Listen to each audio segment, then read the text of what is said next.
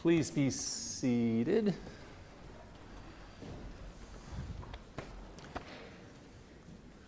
A quick note on that confessional prayer we just read ahead of the piece.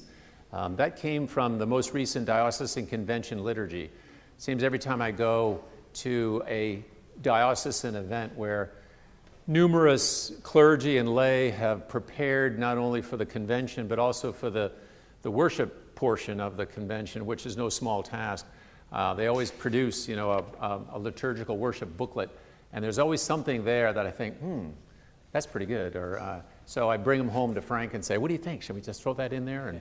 But I like that prayer, and it's always, I think it says something about ritual that we kind of get grooved into a certain thing that is good because it brings us to a deep place. But maybe as I was saying about the inner sight, it's good to do everything kind of with a freshness. So it's not so bad to throw in something new from time to time, and which is kind of a segue to next Sunday being the first Sunday of Advent.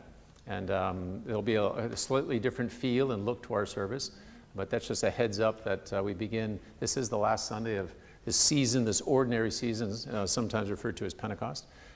So Advent next Sunday. What else? Thanksgiving, yay, didn't we have, I trust, a lovely Thanksgiving, perfect weather for walks and being together, and so I hope you can savor that still through the rest of this day.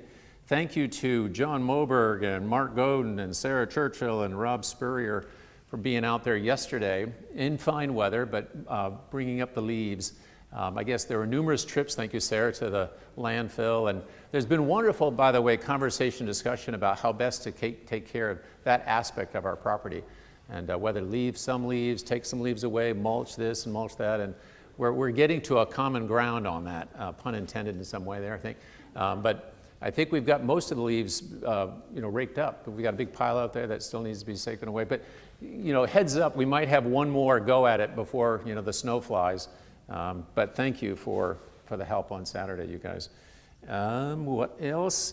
Visionaires. If you've got a little right up here, we're going to try and put a little more shape to it. If there's anyone who would consider, it's got a starting point and an end point, and it's certainly a role of leadership in the parish to begin to bring together all of this wonderful feedback we're getting on kind of the fundamental why of who we are and where we're headed, and it's a great exercise, and I think I'll end up soon doing some kind of a prolonged sermon on why I consider this to be a very important undertaking, and I'll just give you a glimpse that I truly believe that the church, our church, and the church sort of, at large, universal, is going through and has been going through a transition which, things have to die, before things can grow again. And I want to say more about that, but I see us post-COVID as really kind of beginning a new thing, speaking of a new thing.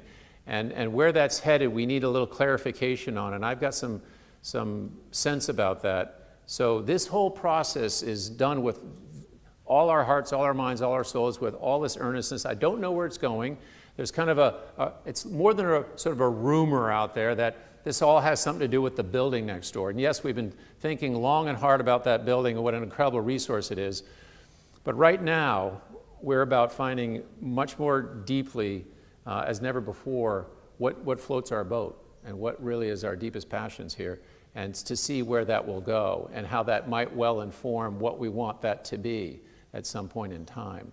But right now, dig deep and give, if you haven't already, your feedback to why you're here and what is it about this place, and what more might you want to see if you could throw caution to the wind and say, I want a community of faith that looks like this or looks like that, or so. Enough said. But visionaries are right now the ones we're seeking to recruit to keep us on track. So read the description. If you need more, ask me, and we will be putting something more out there for defining the role a little more clearly, so you might be more willing to sign up. It should be fun. It's going to be fun, playful, and blah, blah, blah. All right. Is there anything more? Do Brave second session of Brave Conversations behind us at the library tomorrow night.